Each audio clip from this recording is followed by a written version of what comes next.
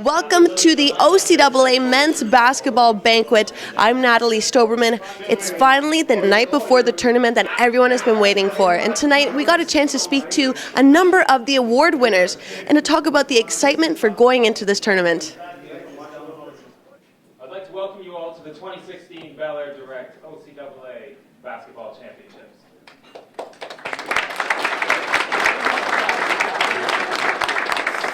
This year's event is being hosted by the Humber College Hawks and the OCAA, and we are extremely honored to be hosting these championships.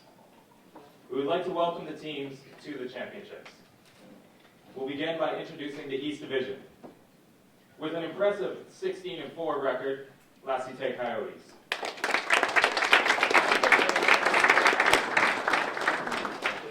With an overall record, 13 wins and 7 losses, the St. Lawrence Vikings.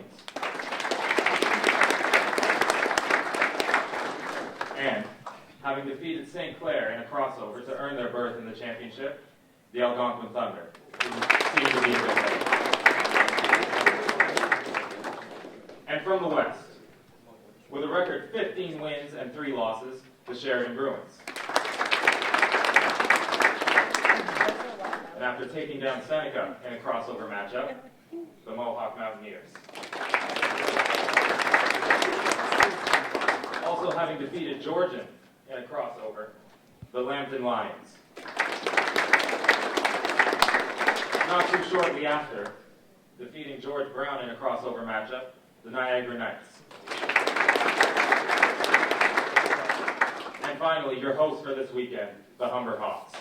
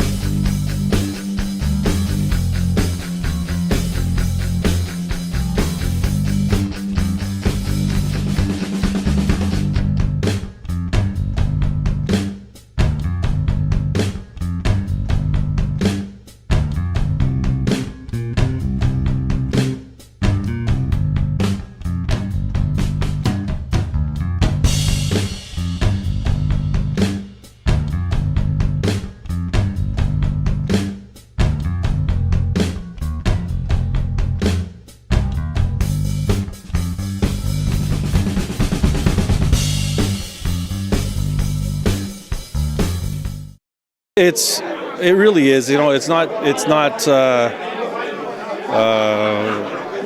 conjecture. It's not hyperbole to say it's all up to your players. Really, you build a group of people, and Coach of the Year is really in this day and age a title that a group wins. First of all, is not just me. There's no bloody way I could do anything. I've got an incredible staff, and I've got a couple of young volunteers that came along this year that really made a big difference and sparked some energy into our program. But it's a group award. You can't win something like this if you're struggling and scratching and clawing at the basement. So it's more an organizational award that the person who runs the organization gets the award. So I'm quite honored to get it, especially after we had a terrible year last year. I missed the playoffs for the first time in my career, and then to turn around and come back and finish first.